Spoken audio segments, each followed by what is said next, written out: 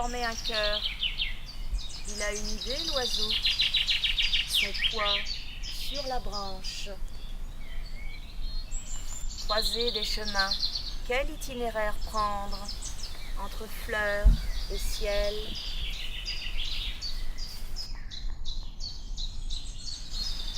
Un regard d'envie. Elle paraît si charmante. La branche à côté, si charmante. La branche à côté.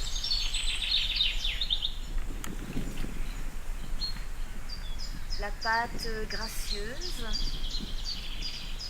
Il avance sur sa branche. L'oiseau funambule. Il avance sur sa branche. L'oiseau funambule.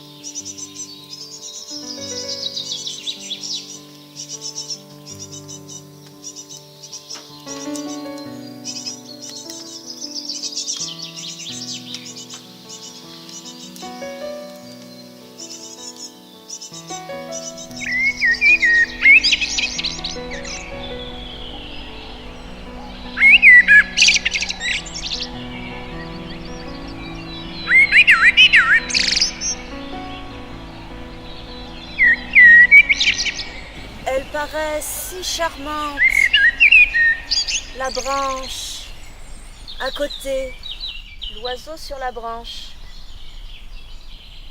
a rejoint son univers, vaste comme un fil. Pour former un cœur, il a une idée, l'oiseau. Son poids sur la branche.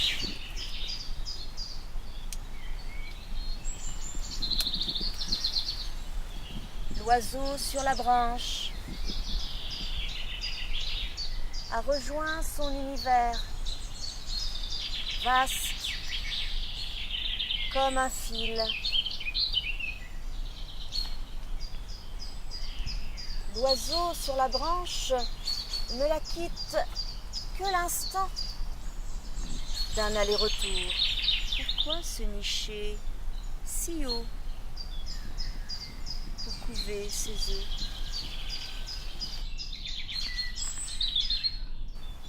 L'oiseau sur la branche détient plus vaste vision qu'au ciel un nuage.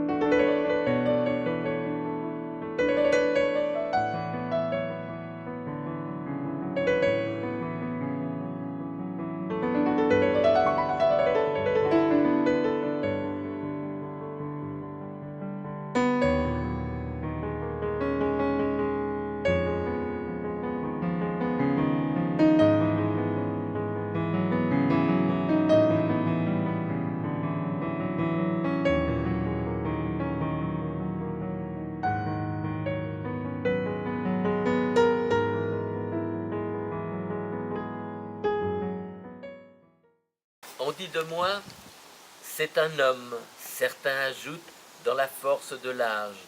D'autres commentent, sa besace est lourde d'étés et de lunes. Ah, le pauvre homme.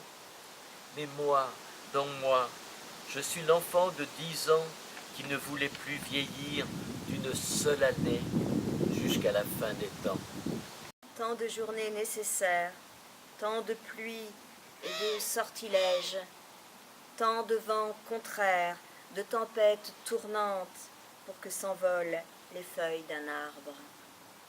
Tant de nuits nécessaires, tant de saisons dans nos labyrinthes, tant de rayons sur nos mains, de regards, de silence, d'adieu, pour que naisse de notre arbre un seul amour.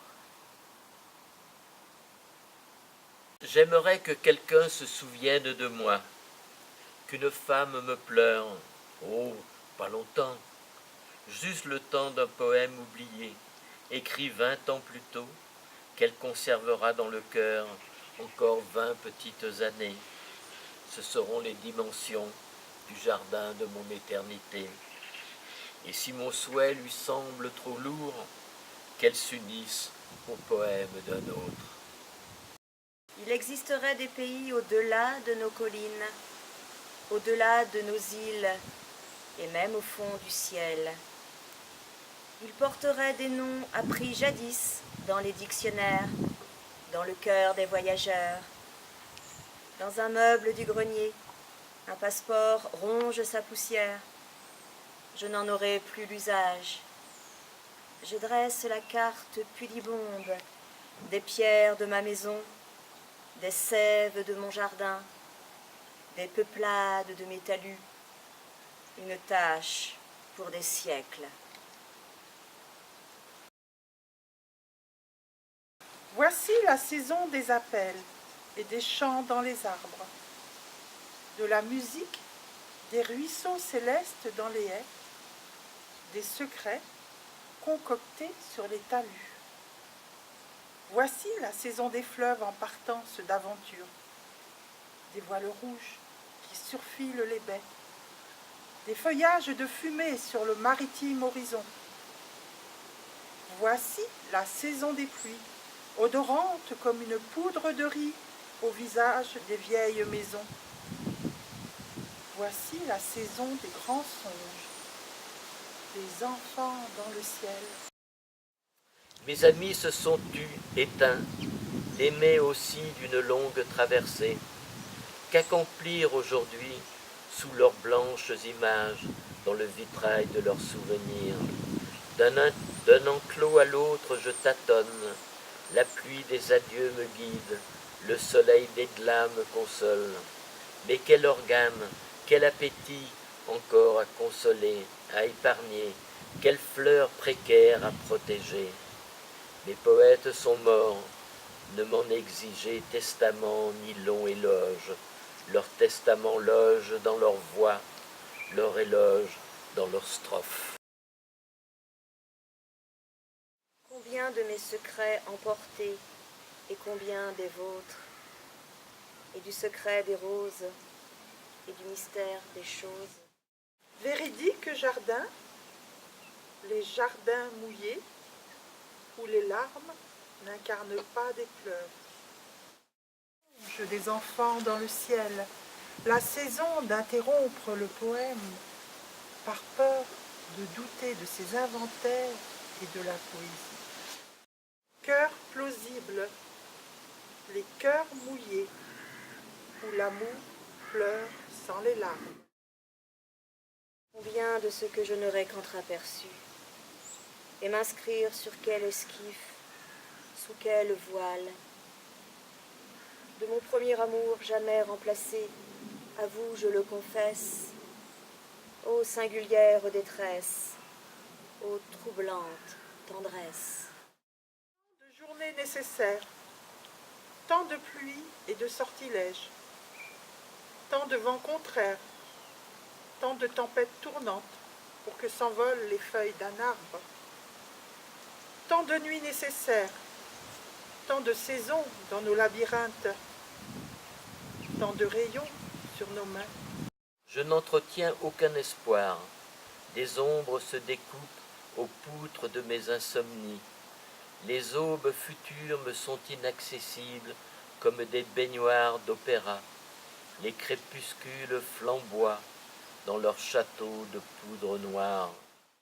Les textes que nous avons lus sont extraits de 3 recueils, La belle lumière et Comment allez-vous de Gérard Le Gouic et Un certain vertige, écrit par Gérard Le Gouic et Florence Housset.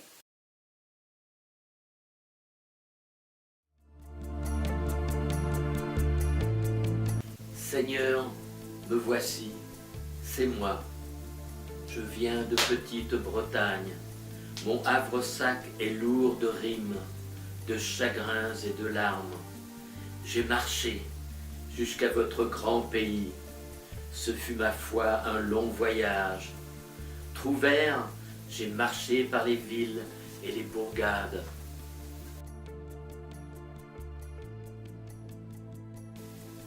François Villon dormait dans une auberge à Montfaucon. Dans les Ardennes des corbeaux et des hêtres, Rimbaud interpellait les écluses, les canaux et les fleuves.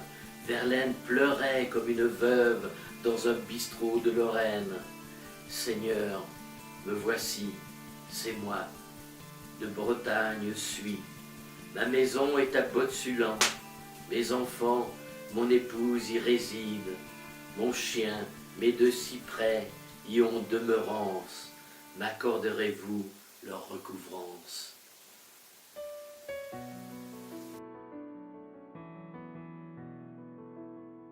Arpais des saunes d'amour sous les tours anciennes. Oh, les siècles et les saisons! Dans les soirs embaumés de tilleuls, l'automne jaunissant de soleil affligeait les grands maulnes en sabots. Sous les préaux pleuraient les épagneuls. J'écrase les feuilles mortes dans les allées. Le temps ronge les vies et les grimoires.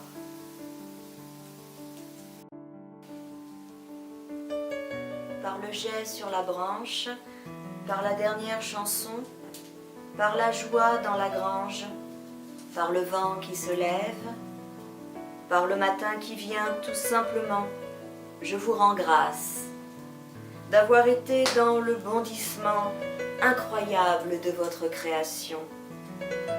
Un pauvre air mortel, divin et misérable, oui, tout simplement, un être humain, parmi les milliards et les milliards de vos créatures.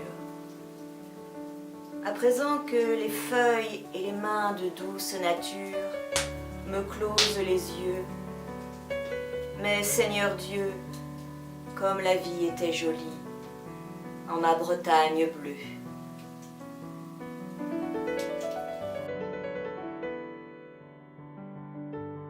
La volatile rumeur des étés d'automne, aux lumières lentes comme les labeurs de saison, accomplit sans préférence.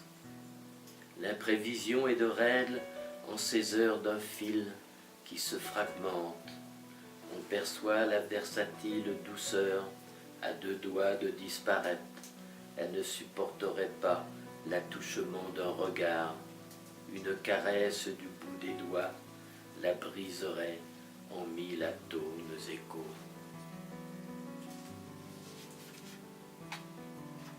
La belle saison nous quitte du pas d'une grosse femme qui ne se retourne pas. Elle s'était assise, jeune fille, au seuil de nos portes, avec des sourires et des poses, et des joues de marbre rose, des devinettes dans son corsage. Puis ce sera la lente ménopause d'un automne autour des maisons, qu'on chérira pour de platoniques raisons.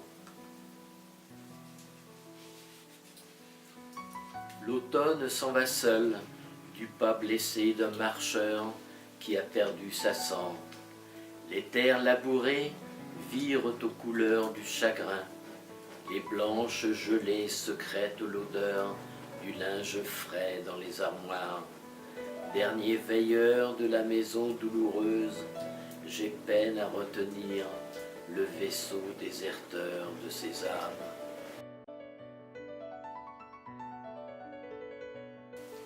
Il est là l'automne. Guy Laurent Ray. Comme chaque matin, j'ouvrais la porte. J'ai vu une saison que le vent emporte. Libre de l'espace, une autre arrivait. Faisant ses adieux, la chaleur s'en est allée. Les arbres s'étaient mis à frissonner. Par une douce brise, ils chantaient. Les feuilles s'envolaient en tournoyant, mais aussi gémissant en tombant, rejoignant la terre pour devenir poussière. Alors, par de multiples et sublimes prières, la nature se transformait en noble peintre, posant ses couleurs dans une sublime étreinte. Merveilleux était l'automne en nos cœurs. De ses pinceaux divins, ils effaçaient les fleurs, les remplaçaient par une douce blancheur. Être émerveillé et sans aucune rancœur, j'admirais la naissance de cette saison, où le bois coupé crépitait dans les maisons. Dans l'herbe gelée, le rouge-gorge picorait toutes les miettes que je lui avais lancées.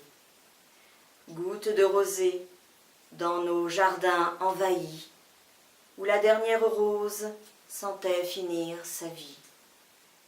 Je refermais la porte, je voyais des nuages. L'été est parti, une main tournait les pages, nous faisant découvrir de belles images. L'automne était un superbe mage.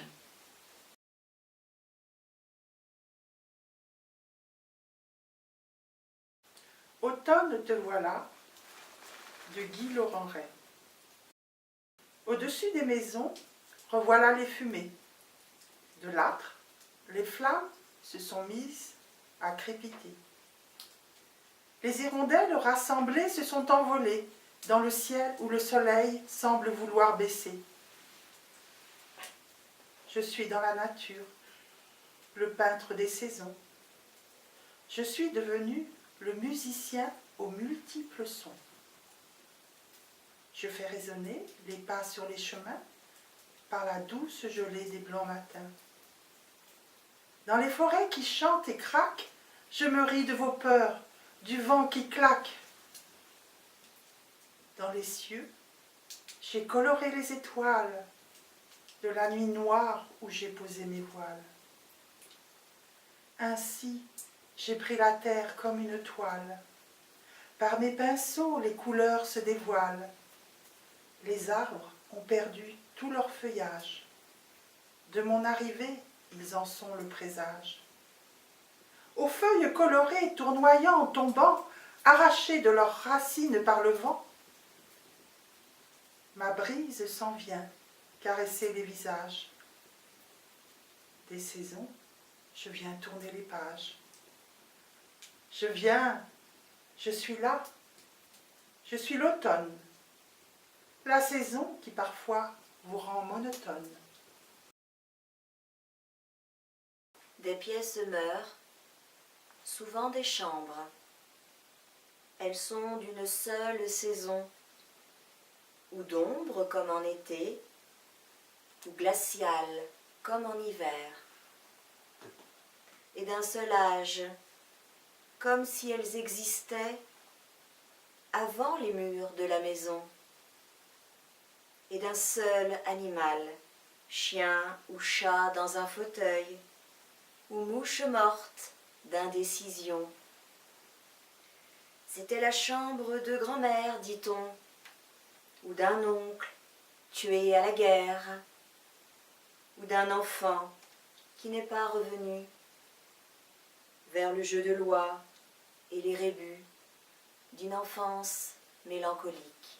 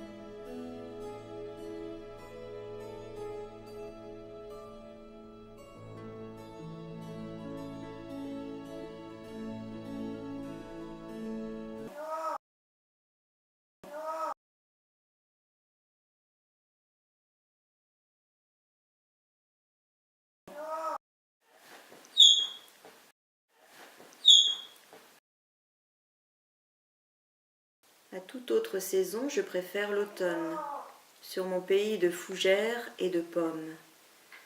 Les cheminées fument, les portes restent ouvertes, on entend le vent qui grésille sous les bottes d'oignons, de laurier. On entend le bois du hêtre qui prend le sabotier à témoin, l'ancien marin des mers du Sud qui crache sur son sabot par habitude. Dans les cuisines et les celliers, quand le brouillard a l'épaisseur de ce qui n'existe pas, mon pays se sent vaincu parce qu'il n'a d'autre histoire que celle de ces moqueuses pluies, de ces invivables tentations. Il pleut, le cœur est à l'automne. Pleut-il aussi sur le pays de ta mémoire? Il pleut, le temps est sans boussole. Les oiseaux se referment, les ruisseaux avalent le rire. Vers quel visage derrière la vitre? Quelles images vides te tournes-tu? Le temps est à la pluie, on entend le train de Paris. Le temps est à la peine, vers l'océan glissent les chaînes. Le temps est au chagrin, on m'a fermé la porte au cœur. Le temps est au malheur, au pire, au rien. Mais le temps est aussi à l'amour. On entend le canon qui s'entraîne sur les derniers chevaux de labour. 1 heure chaque jour, Gérard Le Bouilh.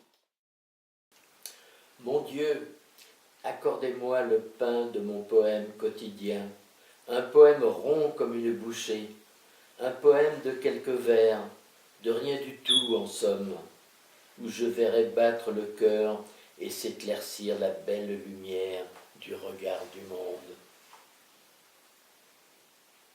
Je vous demandais autrefois, mon Dieu, un poème quotidien, mais un poème par semaine ou par mois m'aurait comblé, même un poème dans une année.